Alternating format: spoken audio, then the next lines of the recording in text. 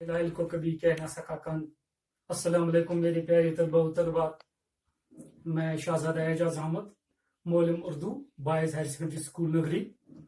मुझे उम्मीद है कि आप सही सलामत से होंगे, क्योंकि मेरे प्यारे तलबा आज आप इस मुकद्दस महीने में इबादत में मह होंगे, और मुझे ये भी अपने दिल में उम्मीद है कि आप किताबों का मुताला भी साथ साथ करते होंगे, क्योंकि आपको पता है कि हमारी हाई सेकेंडरी में हर साल जो 10th के उर्दू सब्जेक्ट में 100 के आसपास रिजल्ट निकलता है। उसमें मेरी ही काविश का नतीजा नहीं है, बल्कि यह आप लोगों की भी अनथक मेहनत का नतीजा है। और मुझे उम्मीद है कि आप घर में वक्त को ज़ाया नहीं करते होंगे, बल्कि मुताला करने में भी वक्त सर्फ करते होंगे। मेरे प्यारे तलबा, इससे पहले हमने जो दास्तान के मुतालिक एक वीडियो बनाई, फिर मैंने उर्दू अदब पर एक वीडियो बनाई है, फिर हमने और गज़ल के सनफी शनाख्त पर जो बनाई है।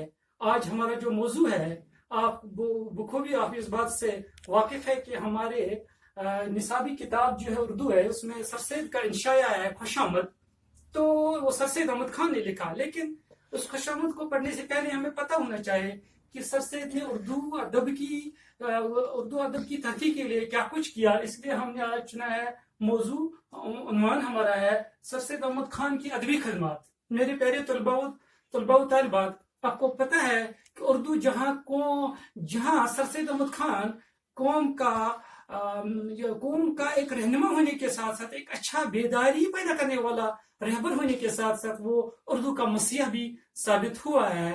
तो सर सैयद अहमद खान जो है वो दिल्ली में 1817 ईस्वी को पैदा हुई है, और सर सैयद अहमद खान 1898 में अलीगढ़ में वफात पा गई। मेरे प्यारे तलबा, सर सैयद अहमद खान अपनी लियाकत की वजह से फिर 1838 ईस्वी में जज के अहदे तक पहुंच गई। मेरे प्यारे तलबा, जब कौम बेबसी और लाचारगी के आलम में डूबू जाता है और गफलत में सोए रहता है, तो जाहिर सी बात है कोई ना कोई पैदा हो जाता है जो कौम को बेदार करने के लिए अपने अनथक मेहनत और कोशिशों की वजह से इस कौम को खावे गफलत से बेदार करते हैं। तो सर सैयद अहमद खान भी ऐसा ही एक रिफॉर्मर की सूरत में हमारे सामने आया, क्योंकि आप बखूबी इस बात से वाकिफ होंगे कि सर सैयद की जो माँ थी वो नेक सीरत पाक सीरत खातून थी। जाहिर सी बात है उस पाक सीरत खातून की तरबियत के नतीजा है, क्योंकि सर सैयद भी एक पाक सीरत खसाइल का एक शख्सियत थी। तो सर सैयद को अगर हम देखा जाए तो इसने हमारी कौम के लिए बहुत कुछ किया। जैसे राजा राम मोहन राय एक हिंदू में एक रिफॉर्म बनकर सामने आया कि हिंदू के अंदर एक बुरी रस्म थी, जब कोई वहां मर जाता था तो इसकी बीवी को भी वो चिता में जिंदा जलना पड़ता था, सती। तो राजा राम मोहन राय ने हिंदू के अंदर ये था खत्म कर दिया। तो हम सर सैयद अहमद खान भी हमारे यहाँ आए कि हमको ये मुलाओं ने आम कर दिया था कि साइंटिफिक साइंसी तालीम ना हासिल करें, जिद्दी तालीम हासिल करने से हम दीन से दूर चले जाएंगे। तो सर सैयद इस लिहाज से भी एक हमारे सामने एक मसला बनकर इस्लाही तहरीक उन्होंने खड़ा की थी। ये भी एक मौजू है। अगर हम दूसरी तरफ देखेंगे, उन्होंने अलीगढ़ यूनिवर्सिटी को कायम करके तालीमी बेदारी मुसलमानों के अंदर पैदा कर दी। ये भी एक चीज है, ये भी एक मौजू है। लेकिन मैंने वो सर सैयद की तालीमी तहरीक अलीगढ़ तहरीक को नहीं चुना है, न वो इस्लाही तहरीक है, बल्कि हमारा मौजू जो है उर्दू अदब की खदमात। मेरे प्यारे तलबात, जैसे कि आपको पता है कि 1885 ईस्वी में जब गालिब ने उर्दू में खत लिखने शुरू किए तो सर सैयद इस उसलूब से बहुत मुतासिर हुई। जैसे कि आपने 9th में पढ़ा होगा गालिब के खुतूब। वो एक जगह अपने दोस्त को गालिब लिखते हैं कि आ जा ये रामपुर है, ये दारुल सुरूर है, जो मजा यहाँ है वो और कहाँ है। यहाँ से कहीं कोसों मील दूर दरियाई कोसी जिसका नाम है, उसका पानी सुभान अल्लाह कितना मीठा। जैसे आब हयात की कोई बूंद इसमें मिली है। खैर, आब हयात से तो उम्र बढ़ाता है, लेकिन इतना शीरीन कहाँ होगा। ऐसे तरीका गालिब ने इख्तियार किया, जैसे उसने मरासली को मुकालमा बना दिया, जैसे आमने सामने दोस्त बैठे बातें करते हैं। तो इस तरीके से मुतासिर होकर गालिब ने भी नसर में जदीदियत पैदा कर दी। मेरे प्यारे तलबात, अगरचे हमारे उर्दू नसर में मीर अमन ने पहले ही दाग बेल डाली थी बागो बहार लिखकर, क्योंकि आज भी अगर इस दौर में देखेंगे उर्दू की जो टेक्सलाई दिल्ली की टेक्सलाई जबान وہ اس وقت بھی واضح ہے میر امن کی، لیکن اس کے اندر جو کانٹ چھانٹ جو کیا ہے، بوجھل دقیق الفاظ، کمپلیکس ورڈ کو نکال کر ایک سادہ اور آسان نثر بنانے میں سر سید کا ایک اہم کلیدی رول ہے.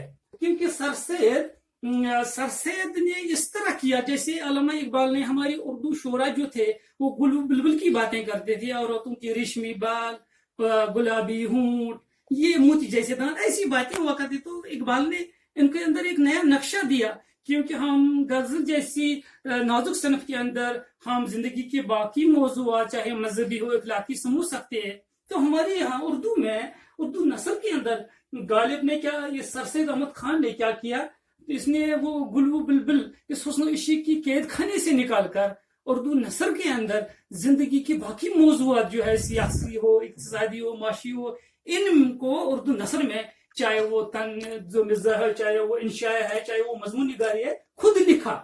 کیونکہ سر سید احمد خان نے خود نثر میں لکھا، مختلف موضوعات پر مضامین ہی نہیں لکھے بلکہ لکھنے والوں کی ایک بہت بڑی فوج جمع کر دی، جن میں حالی ہے، علامہ شبلی ہے، جن میں نذیر احمد بہت بڑا ناول نگار جس نے مرۃ الصبۃ النسوہ، ابن الوقت جیسی ناولیں لکھی ہے، جیسے حالی پیدا ہوا جس نے مناجات بیوہ عورتوں کے مسائل بڑی شاعری میں پیش کیے. تو یہ لکھنے والوں کی ایک بہت بڑی فوج جس نے پیدا کر دی ہے سر سید احمد خان نے. سر سید کا جو نثر تھا، لکھنے کا طریقہ تھا مسجع، مخفی سے پاک، ایک آسان، کیونکہ اردو تو آلریڈی کہتے ہیں یہ ایک دلکش، پاکیزہ اور شیرین زبان ہے. تو سر سید کی نثر کے اندر، چاہے اس کی جو بھی ہم مضامین دیکھیں گے، آپ نے پڑھا ہوگا کاہلی ہے، خوش آمد ہے، گزرا ہوا زمانہ ہے، بہت ساری مضامین کے اندر جب ہم دیکھتے ہیں تو اس کے نثر کے اندر ہر لفظ شیرین اور مٹھاسی کی وہ مہک اس کے اندر وہ ذائقہ نظر آتا ہے. تو میرے پیارے طلباء و طلبات، سر سید نے کیا کیا کہ اردو نثر کو اس لائق بنا دیا کہ اردو نثر میں ایسی کہانیاں لکھی گئی ہے جن کہانیوں کی وجہ سے جو کہ باقی اصناف پر ان پر بھی اثر پڑا، ناول، افسانہ. تو پھر اردو آج 21ویں صدی کی جدید ترین زبانوں میں مانی جاتی ہے. میرے خیال میں اس صورت حال کو دیکھ کر میرے خیال میں اگر ہم سر سید کو the father of modern Urdu language کہا جائے، بابائے اردو نثر جدید کہیں گے تو بے جا نہ ہوگا. آج جب ہم اس وقت آسان، صاف ستھرا جو اردو زبان دکھائی دیتی ہے، تو اس کی ابتدا میرے خیال میں مجھے لگ رہا ہے کہ سر سید احمد نے کی ہے. میرے پیارے طلباء و طالبات، کیونکہ سر سید کا ہم نے جو ادبی خدمات لیا ہے، لہٰذا ہم دیکھیں گے اس نے بہت ساری کتابیں لکھی ہیں مختلف دور میں. ان کتابوں کے ذریعے اس نے اردو زبان کو ایک نئی بلندیوں تک پہنچا دیا، جن میں پہلے دور میں اس نے جو کتاب لکھی ہے وہ ہے آثار الصنادید.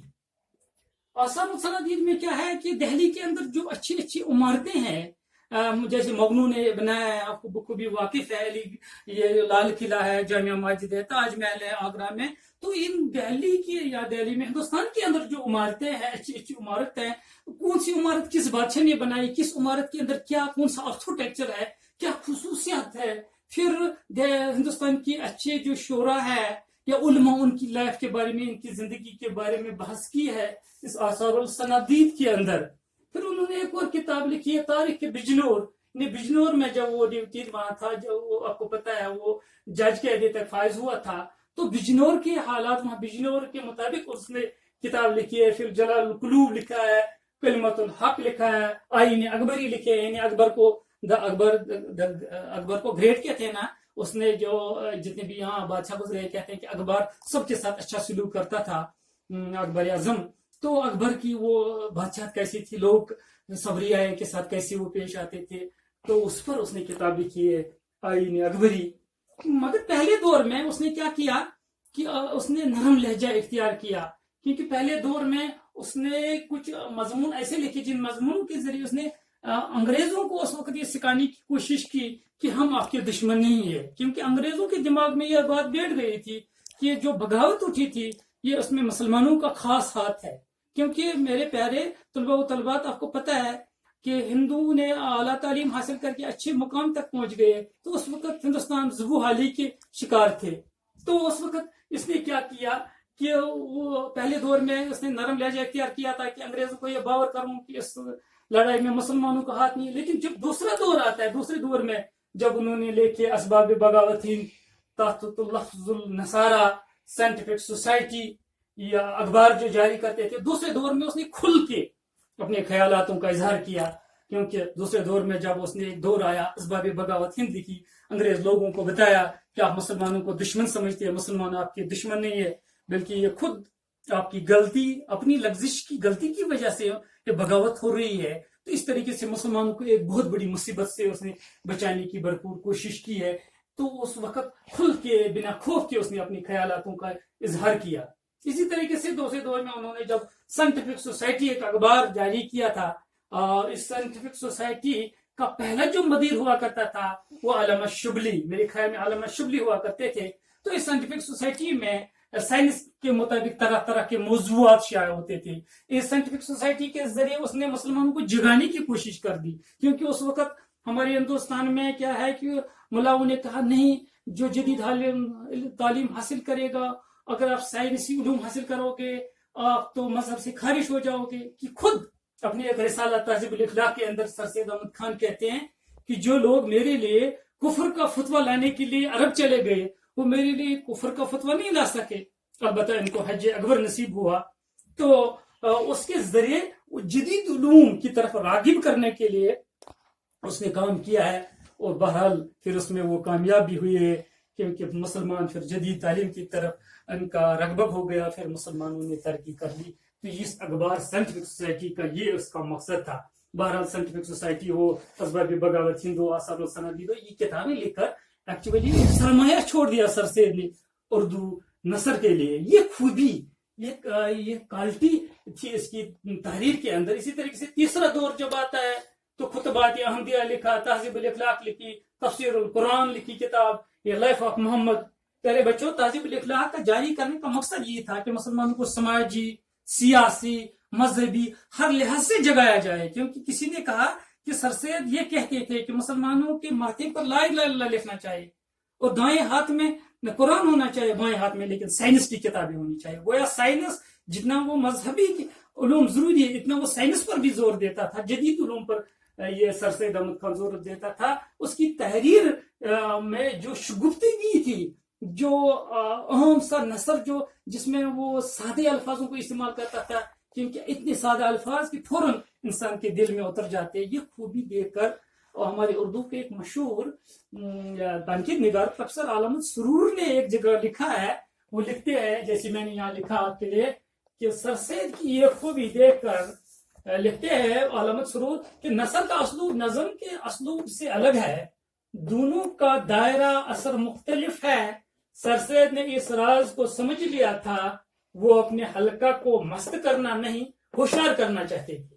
یعنی جتنی بھی موضوعات، جتنی بھی مضامین، مختلف موضوعات پر مضامین سر سید نے لکھے، وہ ایکچولی مست کرنا نہیں چاہتا تھا، وہ قوم کو بیدار کرنے کی کوشش کرتا ہے۔ وہ خود رسالہ تہذیب الاخلاق کے اندر ایک جگہ سر سید احمد لکھتے ہیں تو یہ کیسا قوم ہے جو درخت کے جڑوں کے برعکس پتوں پر پانی چھڑکنے کی کوشش کرتا ہے، امرت تھوکتے ہیں تو زہر نگلتے ہیں، ہاتھ پکڑنے والے کا ہاتھ جھٹک دیتے ہیں اور مگرمچھ کے منہ میں ہاتھ ڈالتے ہیں۔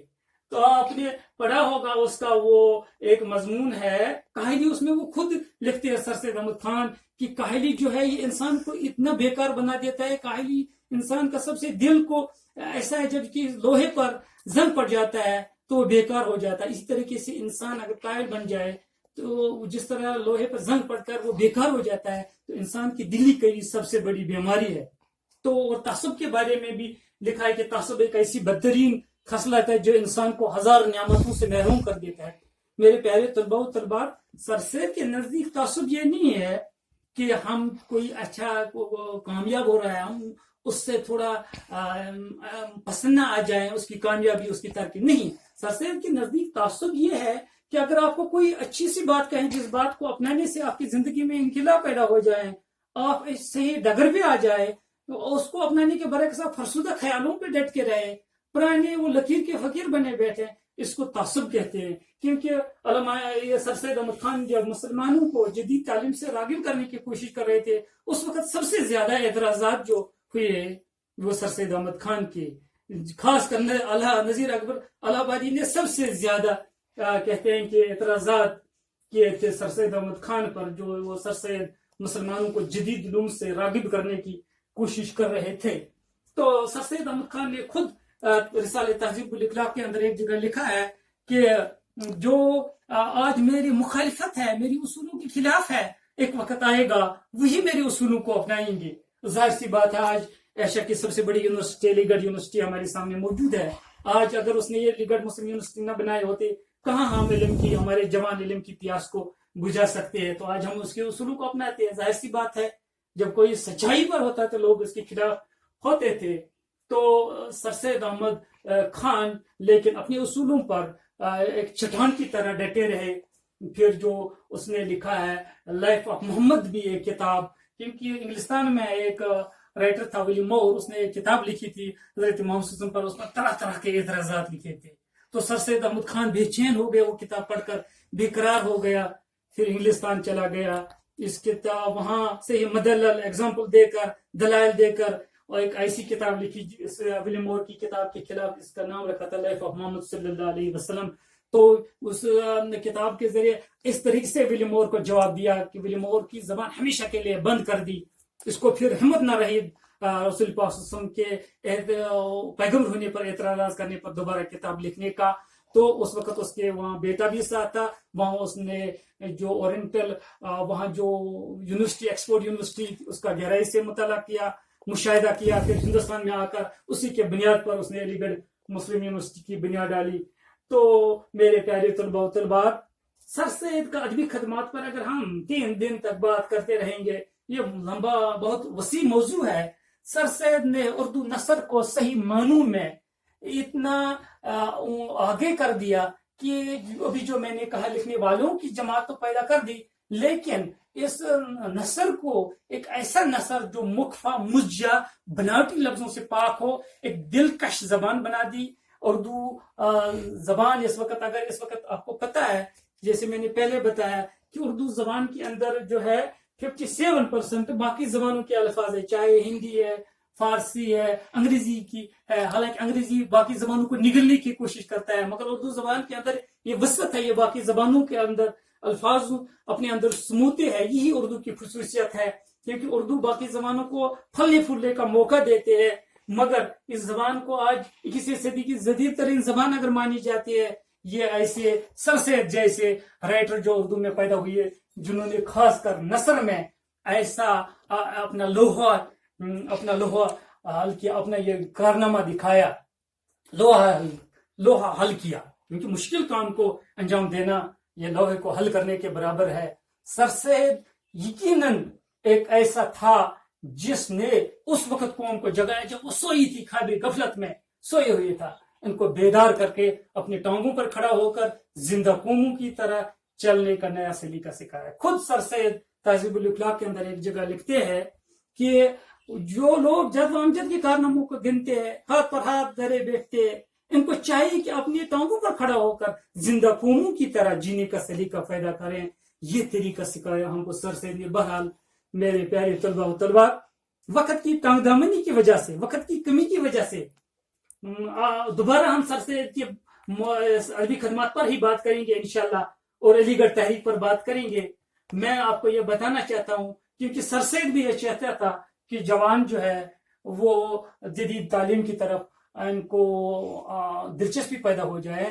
لہذا آپ گھر میں بیٹھ کے کتابوں کا ورق گردانی کریں تاکہ آپ وقت ضائع نہ کریں، اور جو کچھ ہم نے پڑھایا یا کتاب میں ہے یا ویڈیو آپ کے لیے جو اساتذہ تیار کرتے ہیں تو ان سے استفادہ حاصل کیجیے. انشاءاللہ آپ ضرور زندگی میں کامیاب ہو جائیں گے، اور سر سید کا جو خواب ہے وہ صحیح معنوں میں تعبیر ہو جائے. آخر پر آپ کو پتہ ہے جب میں کلاس سے باہر نکلتا ہوں پھر جوش ملیاں آبادی علامہ اقبال یا غالب کا کوئی شعر تو کہتا ہوں. جاتے جاتے میں اقبال کا یہ 2 شعر عرض کرنا چاہتا ہوں کہ پرندوں کی دنیا کا درویش ہوں میں، کہ شاہین بناتا نہیں آشیانہ، پرواز ہے دنوں کی اسے ایک فضا میں، کرگس کا جہاں اور ہے شاہین کا جہاں اور. خدا حافظ.